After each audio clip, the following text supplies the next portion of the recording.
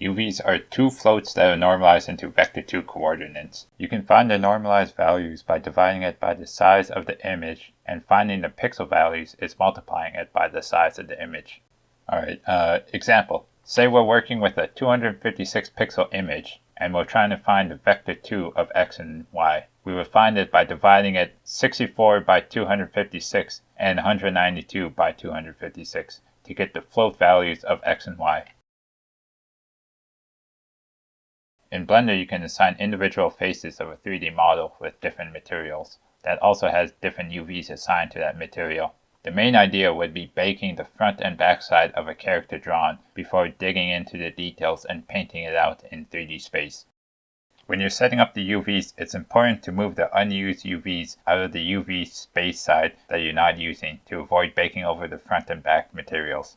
By default, the image's repeat flag is set to clamp, so there won't be anything assigned outside of the range of 0 to 1. The default shader Blender uses. Make sure to hook up the image texture to emission, as without it the bake won't be having its own light source and it could get darker or a completely black image.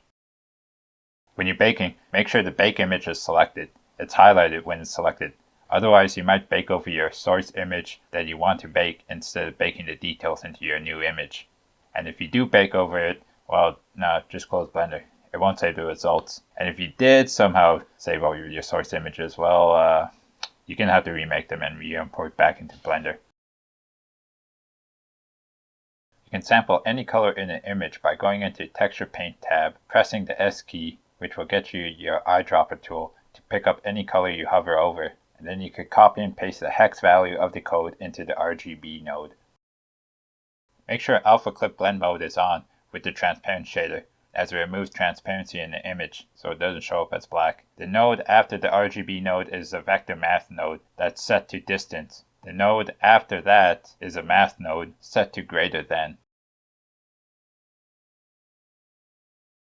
Okay, so the rest of the video is just a time lapse of going through the model creation from start to finish.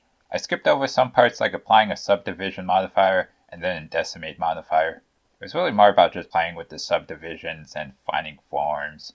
But it's easier just to stay low poly, as you're forced to block out the shapes, and it's easier just to stitch UVs together as well, or wrangling UV islands if you're only dealing with like 2000 vertices. And like half of those 2000 vertices are mirrored thanks to the mirror modifier applying to your UVs as well. So the main idea of even bothering doing this would be to block out a simple model that you can then pose to paint over, pose ideas, or block out animations, or just have fun with it, like whatever.